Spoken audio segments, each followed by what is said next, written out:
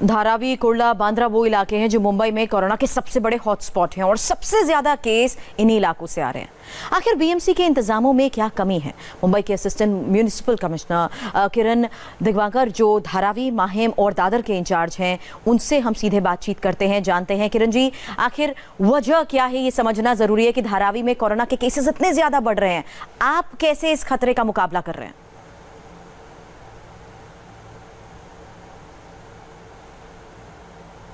आगे की रणनीति ऐसी है कि ज़्यादा से ज़्यादा जो पॉजिटिव एसिम्प्टोमेटिक लोगों के लिए रखने की कैपेसिटी बढ़ानी है, जिसमें ऑक्सीजन सप्लाई बढ़ाना है।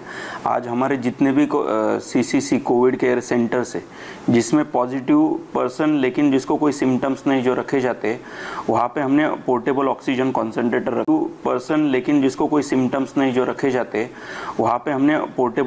कॉन्सेंट्रेटर रखे हुए हैं।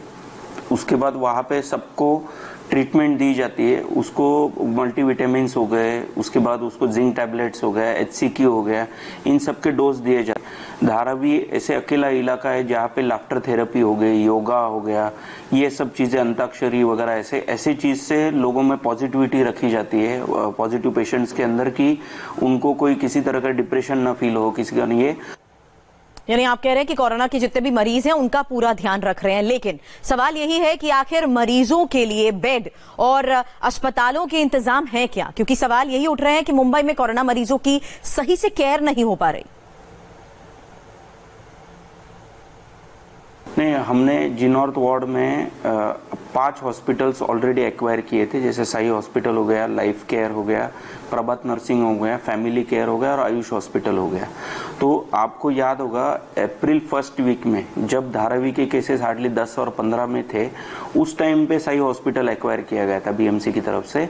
और साई हॉस्पिटल में उस दिन से आज तक क्रिटिकल पेशेंट्स की ट्रीटमेंट होती है और हमें काफ़ी फायदा हुआ है कि साई हॉस्पिटल अकेले ने 200-300 से ज़्यादा पेशेंट्स जो क्रिटिकल थे उनको ट्रीट करके उनको डिस्चार्ज पे गया है। उसके साथ साथ ये अलग हॉस्पिटल जो है, सब मिलके हमारे 100 के करीब बेड होते हैं, जिसमें 10 से 15 आईसीयू बेड है, वेंटिलेटर्स है, ऑक्सीजन सप्लाई है, उनसे ट्रीटमेंट में के लिए काफ़ी मदद होती है। उसके अलावा हिंदुजा, रहेजा जैसे प्राइवेट हॉस्पिटल्स भी है कि जिसके पास प्राइवेट हॉस्पिटल में स्पेंड करने का ये होगा तो वो प्राइवेट हॉस्पिटल भी सर्विसेज दे रहे हैं। लेकिन सड़क पर प्रवासी मजदूरों की मुसीबत, क्योंकि कोरोना के इसी संकट काल में प्रवासी मजदूरों को भी काफी मुसीबत का सामना करना पड़ रहा है।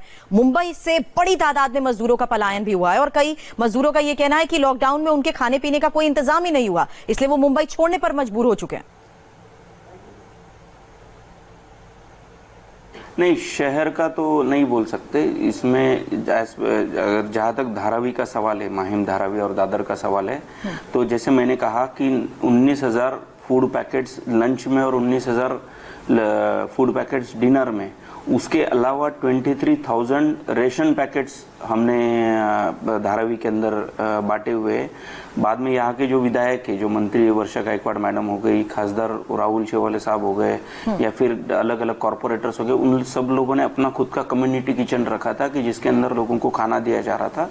तो ये दिक्कत नहीं थी। दिक्कत कुछ और थी, जैसे मैंने कहा 10 फीट बाय 15 फीट में इतने छोटे से झुग्गी में 10-10, 15-15 लोगों को रहना पड़ रहा था। कॉमन टॉयलेट्स थे, सोशल डिस्टेंसिंग फॉलो नहीं था और उनके पास जॉब्स नहीं थे।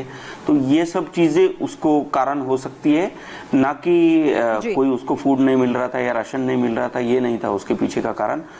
चलिए किरण जी, इंडिया टीवी से आपने बात की, उसके लिए शुक्रिया आपका। भले यहाँ पर इंतजामों की बात की जा रही है, लेकिन मुंबई से आज जो तस्वीरें आ रही हैं वो कई सवाल जरूर खड़े कर रही हैं। सीधा कुर्ला हम रुख करते हैं।